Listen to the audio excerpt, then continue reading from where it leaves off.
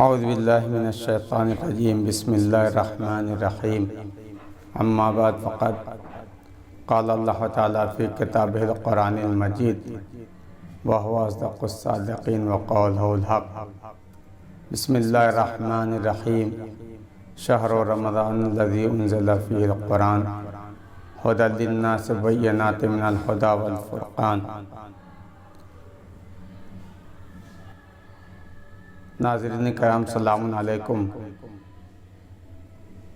آج آپ کے سامنے روزہ اور ماہ رمضان کی فضیلت کے حوالے سے مختصر سی گفتگو ہے کہ آخر تمام مہینوں میں رمضان ہی کا ایسا مہینہ کیوں ہے کہ جس کو تمام مہینوں پر فضیلت اور برتری حاصل ہے؟ تو ظاہر سی بات ہے کہ یہی وہ مہینہ ہے کہ جس میں خداوند عالم نے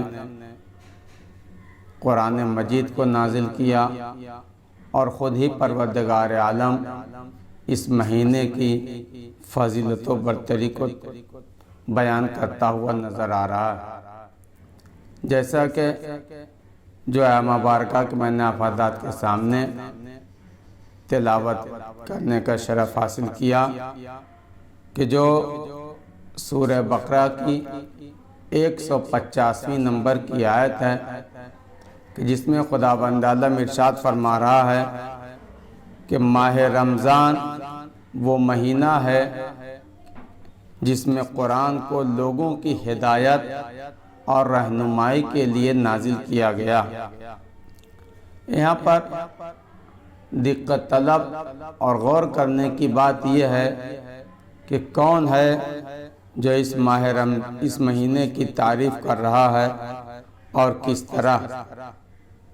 یہی وہ مہینہ ہے کہ جس مہینے کو تمام مہینوں کے اوپر فضیلت و برتری اور امتیاز حاصل ہے۔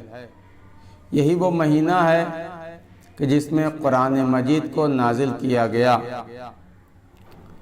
توجہ فرمائیے ناظرین کرام، انسان اپنی زندگی کو ماڈرن وسائل کے بغیر گزار سکتا ہے۔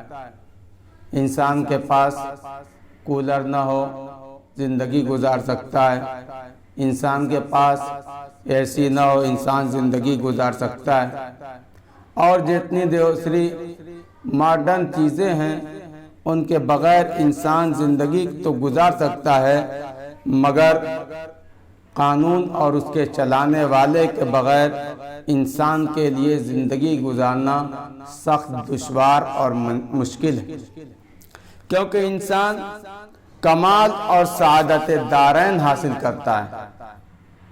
سعادت دارین حاصل کرنا چاہتا ہے تو قرآن سعادت دارین قرآن مجید سے حاصل ہوگا، کیونکہ قرآن مجید ہی ایک ایسی کتاب ہے جو سب سے بڑا قانون لے کے آیا، جس پر عمل کرنے سے انسان فلاح و بہبود حاصل کر سکتا ہے۔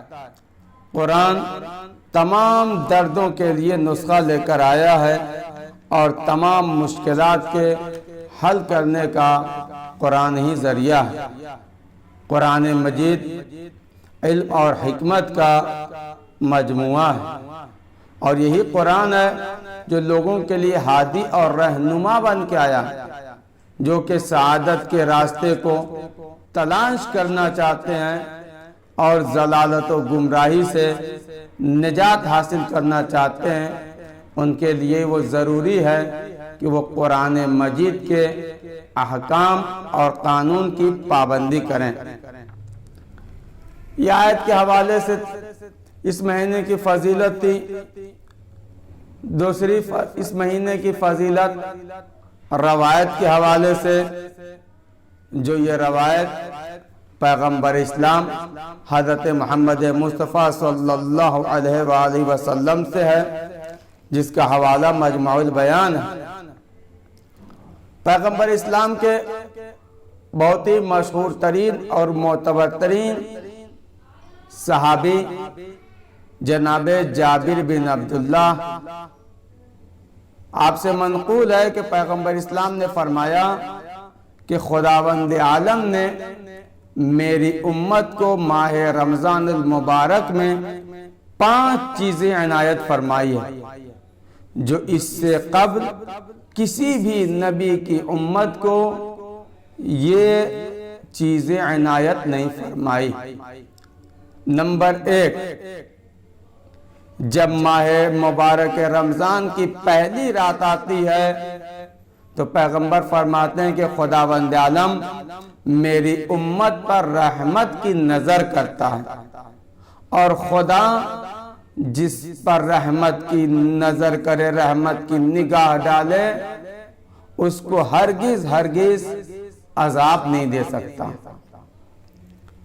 نمبر 2، عصر کے وقت روزے دار کے منہ سے جو بو آتی ہے، خداوند عالم کے نزدیک وہ بو مشک کی بو سے بھی، مہک سے بھی کیا ہے، زیادہ عزیز۔ تیسری عنایت پیغمبر اسلام کے امت پر، پیغمبر اسلام ارشاد فرماتے ہیں کہ فرشتگان الہی شب و روز روزہ داروں کے لیے طلب مغفرت کرتے ہیں۔ نمبر 4، جو خاص اس امت محمدیہ کے لیے پروردگار عالم نے عنایت فرمایا کہ خدا اپنی جنت کو یہ حکم دیتا ہے کہ خدا کے بندوں کے لیے آرائش اور سجاوٹ کر کے آمادہ اور تیار رہے، کیونکہ امید ہے کہ دنیا کے رنج و محنت سے آزاد ہو کر یہ روزے دار بہشت کی طرف آئیں۔ نمبر 5، جب آخری رات آتی ہے تو خداوند عالم سب کو بخش دیتا ہے۔ کسی نے سوال کیا، یا رسول اللہ شب قدر سے کیا مراد ہے، شب قدر سے کیا منظور ہے؟ آپ نے فرمایا، آیا تم نے نہیں دیکھا کہ جب مزدور اپنے کام سے فارغ ہو جاتا ہے تو اس کو مزدوری اور صلہ دیا جاتا ہے؟ پس خدا کے لیے جب انسان 1 مہینہ روزہ رکھتا ہے تو اس کے جزا میں خداوند عالم اس کو جنت سے نوازتا ہے اور اس کے گناہ کو کیا ہے، بخش دیتا ہے۔ یہ وہ ماہ رمضان کی فضیلت تھی۔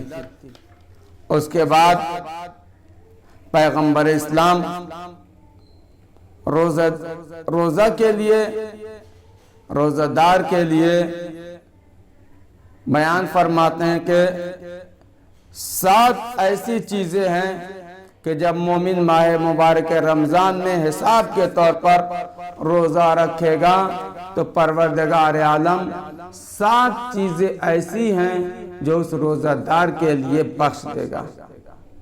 نمبر 1، جتنا بھی روزے دار کے بدن میں حرام ہوگا اس سب کو پروردگار عالم محو کر دے گا، مٹا دے گا۔ نمبر 2، روزے دار خدا کی رحمت سے نزدیک تر ہوتا جائے گا۔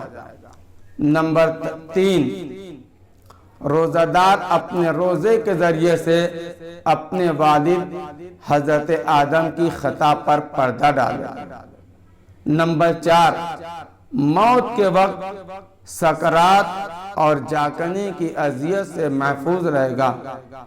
نمبر 5، روزہ دار کے لیے خاص عنایت یہ کہ قیامت کے دن بھوک اور پیاس سے روزے دار محفوظ رہے گا۔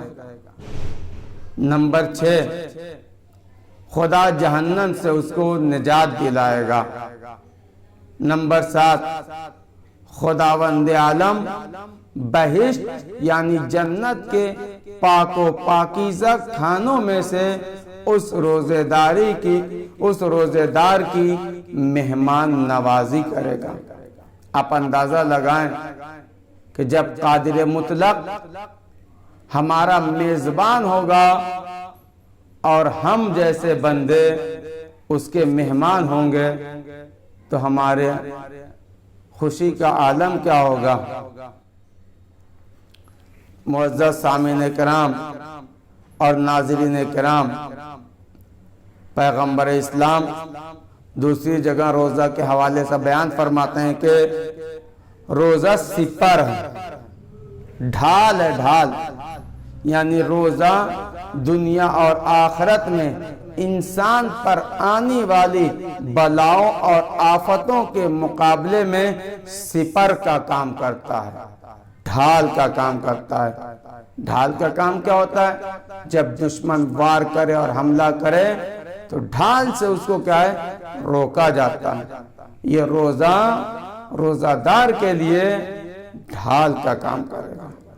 صادق آل محمد حضرت امام جعفر صادق علیہ السلام بیان فرماتے ہیں کہ روزہ دار کی نیند عبادت ہے، اس کی سانس کا لینا تسبیح کا ثواب رکھتا ہے اور اس کا ہر عمل مورد قبولیت خدا قرار پاتا ہے۔